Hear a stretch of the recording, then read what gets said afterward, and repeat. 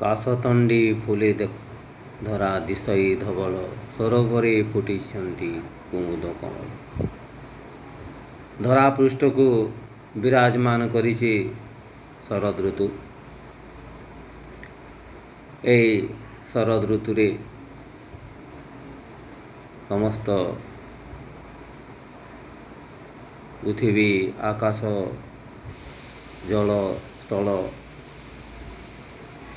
ପଶୁପକ୍ଷୀ ଗଛଲତା ସମସ୍ତେ ସୁନ୍ଦର ଦେଖାଯାଆନ୍ତି।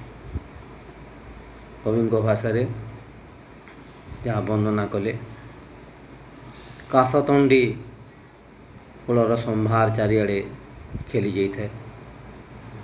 ପୁଣି ସରୋବର ଅର୍ଥାତ୍ ପୁଷ୍କରିଣୀ ମାନଙ୍କରେ କଇଁ ଫୁଲର ସମ୍ଭାର ଦେଖାଯାଏ। ଏହିପରି ସମୟରେ ଧରାପୃଷ୍ଠକୁ ଆଗମନ କରନ୍ତି ମା ଜଗଜ୍ଜନନୀ ଶ୍ରୀ ଦୁର୍ଗା।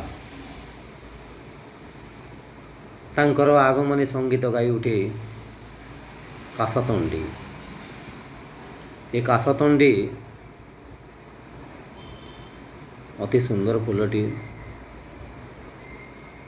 ଦୁର୍ଗାଙ୍କର ଆଗମନରେ ସେ ସଜେଇ ହେଇକି ସତେ ଯେମିତି ରହିଥାଏ। କାଶତଣ୍ଡି ନିମିତ୍ତ ଏକ କାହାଣୀଟିଏ ରହିଛି। ଗରିବ ଘରର ଝିଅଟି କାଶତଣ୍ଡି, କିନ୍ତୁ ସେ ପସନ୍ଦ କରୁଥିଲା ରାଜକୁମାରଙ୍କୁ। କିନ୍ତୁ ଭାଗ୍ୟର ଗତି ବିଚିତ୍ର। କାଶତଣ୍ଡି ସିନା ଗରିବ ଘରର, ତାକୁ ପସନ୍ଦ କରୁଥିଲେ ରାଜକୁମାର ଜଣକ। ସମୟକ୍ରମେ କାଶତଣ୍ଡି ତାର ଜୀବନକୁ ତ୍ୟାଗ କରିଦେଇଛି ଏବଂ ଝୁରି ଝୁରି ରାଜକୁମାର ଜଣକ ମଧ୍ୟ ତାଙ୍କର ପ୍ରାଣ ବିସର୍ଜନ କରିଛନ୍ତି।